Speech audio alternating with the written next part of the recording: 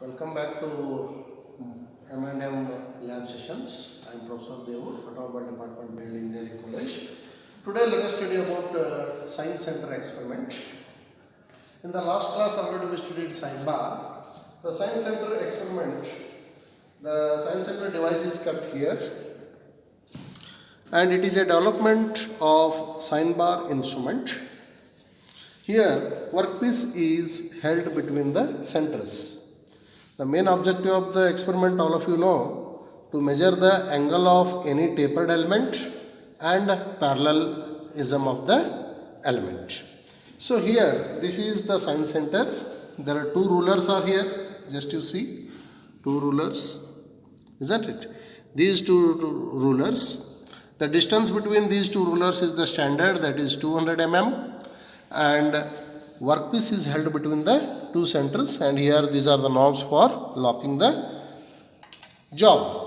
Now initially here, first take the job out. Okay, this job, take it out.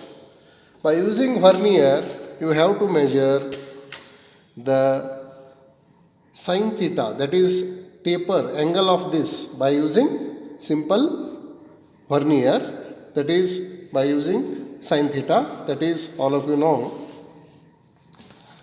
Just you see here in the observations, okay. Least count of the vernier caliper is 0.02 mm, okay, and larger diameter of the workpiece. So this is the diameter of the workpiece, and this diameter means you will get this height and this height and this length.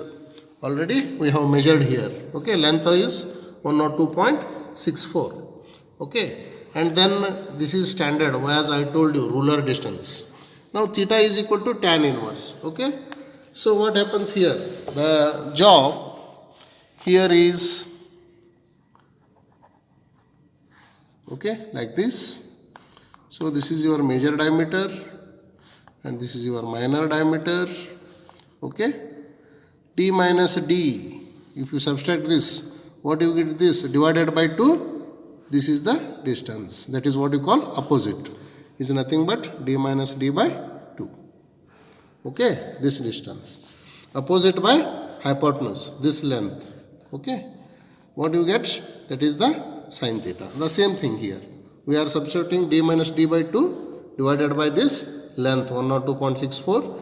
so what we get here is the theta. So theta, what we get here? 1 degree 16 minute 40 seconds, okay. And now we have to take this job, fix this job once again in the centers, okay. Now by using this equation, what we have calculated here, let us calculate the adjustable height.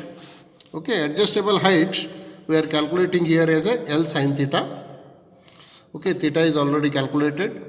So L is the ruler distance between the two rulers, 200 mm into sin theta. So what we get here? 4.46 mm. So this adjustable height H is equal to H plus 0.25. Here 0.25. Error. Okay, this is the error. Okay, 0.25 is the error. So total height will be 4.71 mm. So this height you have to select by using the slip gauge box. We have selected here already the height of that 4.7 mm. This height you have to keep it here under the rulers, okay. See here under the ruler. When you keep this height under the rulers, the surface of the object, tapered object, will become parallel. So whether is it parallel or not, we have to check it by using a height gauge. So in the height gauge, just there is a dial gauge attached at the one end of the instrument. Take the clean surface on the top side, touch the tip of the dial gauge exactly on the surface of the one end. See here on one end I will lock the height gauge. Now adjust this to the 0. See here I am adjusting to the 0. Now I will move this. See, I will do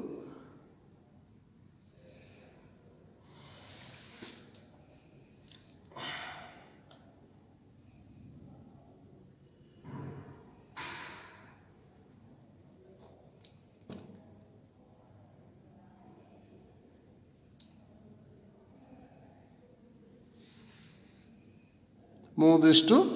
Now move this on the other side. Just you see, okay, the needle is not deflecting. It means the surface is exactly parallel. So here, after checking the parallelism by keeping the adjustable height, here now calculate the angle of the object. Theta is equal to sine inverse h into a by L. A means this is the what adjustable height we have taken, divided by distance between the two rulers. What we get? The new angle, that is 1 degree 20 minute 37 second.